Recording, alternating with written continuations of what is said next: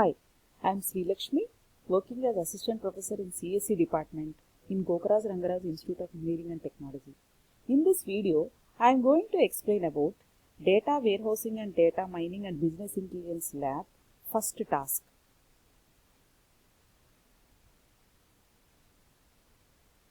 The softwares that are being used for this lab are Data Warehousing and Data Mining Lab for the task 1 and task 6. We are using Weka software, and Business Intelligence Lab, that is from task 7 to task 12, we are using IBM Cognos software. Before going to the task 1, first I will introduce about Weka. The software that we are using for business data mining is Weka, as I explained in the previous slide. Weka is an open source software that is providing various tools for data pre-processing and implementing several machine learning algorithms and visualization tools. Thereby we can develop various machine learning techniques and apply them for real world applications. Just like how we are using Python, Weka is also another very useful data mining tool. And the various tools in Weka, it includes data pre-processing tools, classification like KNN, decision trees, SVM, such functions are available, and regression, linear regression, SVM regression, such regression techniques are available. For clustering, K-means, EM, that is expectation maximization is available. For association tools, a priori algorithm, and predictive accuracy, confirmation guided, and for feature selection, these are all the functions that are available. For visualization also, we have different two-dimensional plots that are available. In this way, Weka is providing various types of tools for implementing machine learning algorithms. So like this is the workflow which I can explain. That is, from raw data, the first step we are doing is pre-processing. That is, removing the noise from the data. After that, we are applying various types of machine learning techniques like classification, clustering, association, and the different attribute selection measures also we can see here. After applying the machine learning techniques, we will get the desired output that can be visualized by means of visualization techniques. This is the complete workflow which we are going to use in the Weka that I will be showing in the next. So this is the task that I am going to explain now. German credit dataset. For the task 1, we are going to use the German credit dataset, and it has different types of attributes like this DM, own underscore telephone, foreign underscore worker, and other types of attributes which are used in judging a loan applicant, whether he is good or bad. So, for this task, we have to list out all the categorical or nominal attributes. That is the first task we need to do, and after that, we need to apply the decision tree classification and say whether the applicants are good or bad by showing in the report. So, this is the task 1 that I am going to perform now. Before going to Weka, I will be explaining about the different types of attributes that I am going to show in the task 1. The different types of attributes are categorical attributes and numerical attributes. Categorical attributes are again divided into nominal and ordinal. Nominal attributes are nothing but zip codes, employee ID numbers, gender, such type of, which is like, there is no relation between them actually. Ordinal attributes are something like good, better, best, for specifying the hardness of minerals, grades like C grade, A grade, B grade, which is having a sufficient information between ordering, street numbers, like that. Now coming to the numerical type of attribute, there are two types, interval and ratio. Interval is like between, we use the range like calendar dates, temperature in Celsius or Fahrenheit. And the other type is ratios. For ratio variables, both differences and ratios are meaningful. For example, temperature in Kelvin, counts, age, mass, length, all these are some of the examples for ratio type of attributes. So now, let me show how to open the Weka and perform this experiment. So, This is my screen. Here I have Vecka downloaded from internet sources.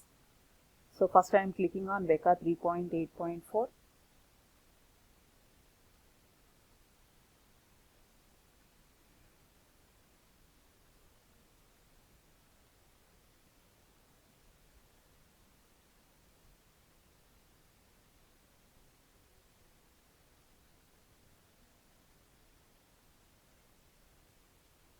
So click on OK. So this is the Vecka GUI chooser. So in the Vecka GUI chooser, we have different types of applications here like Explorer, Experimenter, Knowledge Flow, Workbench, Simple CLI. So Explorer is also providing various machine learning techniques that I will show you shortly. Experiment is providing also the same type of machine learning techniques we can see. Knowledge Flow is providing drag and drop type of interface, and Workbench is also providing similar interface as the above, and Simple CLI, command line interface. This is another type of interface called command line interface. So out of these I will be using Explorer application. So click on this. So based on a requirement we can use any of these applications. So now I am able to show you, this is the Vecka Explorer screen. So where we have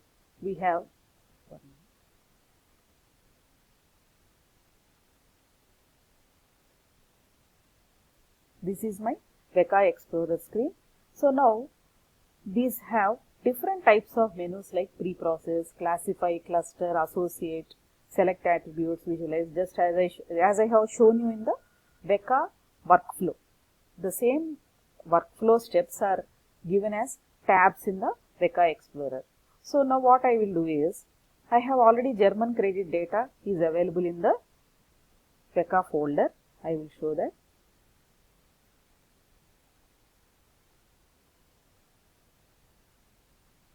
In the C program files, we have Vecka 3.8.4.